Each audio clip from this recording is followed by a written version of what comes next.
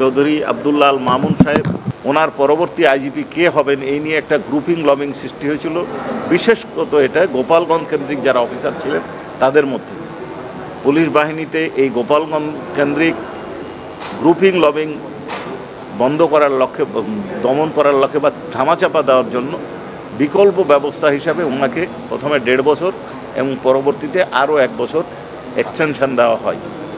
এই এক্সটেনশন দেওয়ার পরে 5ই আগস্ট পর্যন্ত তিনি দায়িত্ব পালন করেছেন।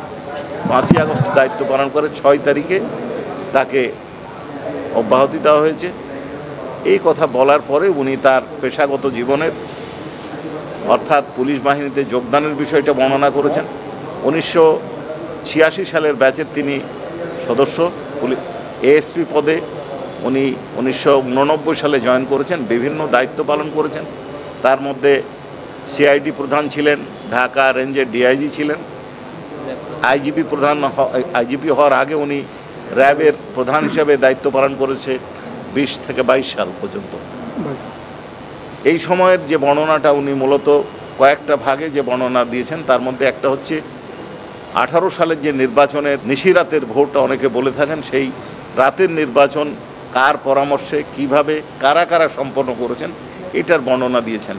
এইখানে উনি জানিয়েছেন যে ওই সময়কার আইজিপি জাভেদ পাটোয়ারি সাহেবের পরামর্শে এই রাত্রে 50 ভাগ ভোট ব্যালট বাক্সে সিল মেরে ব্যালট ভরে দেওয়ার সিদ্ধান্তটা নিয়েছিলেন তৎকালীন সরকার, যা বাস্তবায়নের দায়িত্ব দেওয়া হয়েছিল তৎকালীন সংশ্লিষ্ট এলাকার DC, SP, OC, AC land, UNO এবং সংশ্লিষ্ট রাজনৈতিক নেতৃবৃন্দ, যাতে সরকারের বিজয়কে নিশ্চিত করা যায়। এরপরে উনি এটা দেখে ভেঙে পড়েন এবং পরবর্তীকালে উনি র্যাবে জয়েন করেছিলেন। র্যাবে জয়েন করার পর উনি ব্যারিস্টার আনমার বন্দী আছেন এটা জানতে পেরেছেন। কারণ হচ্ছে তার পূর্ববর্তী ডিজি, পরবর্তীকালে যিনি আইজিপি হয়েছিলেন বেনজির আহমেদ, উনি ওনাকে জানিয়ে গেছিলেন যে এইখানে ব্যারিস্টার আরমানকে বন্দী করে রাখা হয়েছে। উনি ব্যারিস্টার আরমানের বিষয়টি কেন নিষ্পত্তি করা হচ্ছে না, কেন তাকে নিষ্পত্তি অর্থাৎ লিগ্যালি ডিসপোজাল করা হচ্ছে না কেন, এই বিষয়টাই জানতে চান তৎকালীন প্রধানমন্ত্রীর সামরিক উপদেষ্টা অবসরপ্রাপ্ত মেজর জেনারেল তারিক সিদ্দিকীর কাছে। একাধিকবার জানতে চেয়েছেন, তাকে বলা হয়েছে পরে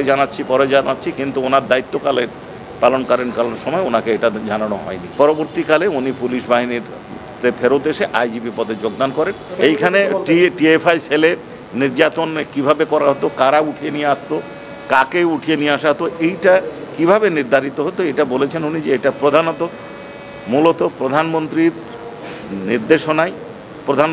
নির্দেশনা নয়, প্রধানমন্ত্রীর দপ্তর থেকে তাকে দেওয়া হতো এবং এইটা র্যাবের বিভিন্ন পর্যায়ের অফিসাররা পালন করতেন। অ্যাপস এবং এবং ডিজি ইন্ট এনারা পালন করতেন। এনারাই নির্ধারণ করতেন কাকে আটকিয়ে রাখা হবে, কাকে হত্যা করা, ক্রসফায়ারের নামে হত্যা করা হবে এবং কিভাবে নির্যাতন করা হবে, এই বিষয়গুলো তারা ঠিক করতেন। এইটার বিভিন্ন বাহিনীর লোক আসার কারণে, অর্থাৎ সেনাবাহিনী থেকে আসতেন কেউ অন্য বাহিনী থেকে আসতেন, ফলে অনেক ক্ষেত্রে হয়তো তার পক্ষে নিয়ন্ত্রণ করা সম্ভব ছিল না। তারপরে উনি বলেছেন যে পুলিশ প্রধান, র্যাবের প্রধান হিসাবে উনি কোনো ব্যবস্থা নেননি। এখনো আয়নাঘরের কথাটা উনি বলেননি, গোপন বন্দিশালার কথাটা বলেছেন। আয়নাঘরের বিষয়টি আছে বা নাই, এই বিষয়টি বা কি বলবেন, এটা আয়নাঘরের অস্তিত্ব সম্পর্কে আপনাদের কাছে আমরা প্রথম অবহিত হয়েছি, আপনাদের মতন সাংবাদিকদের কাছে, সেহেতু এই বিষয়টি আপনারা অবশ্যই জানতে পারবেন। আশা করা যায় ওনার বক্তব্য যখন জবানবন্দি শেষ হবে তখন পূর্ণাঙ্গ তথ্য আপনাদের সামনে আসবে। 2014 সাল এবং 2018 সালের পাতানো এই দুটি নির্বাচনের পরে পুলিশ বাহিনী অ্যাবসলিউটলি এদের চেইন অফ কমান্ডটা ভেঙে পড়ে। উনি র্যাব প্রধান, উনি সিআইডি প্রধান, উনি ঢাকা রেঞ্জের ডিআইজি এবং আইজিপি থাকা সত্ত্বেও উনি কেন ওনার সাবঅর্ডিনেটদেরকে কন্ট্রোল করতে পারতেন না, উনি সেই বর্ণনাটাই মূলত দিয়েছেন।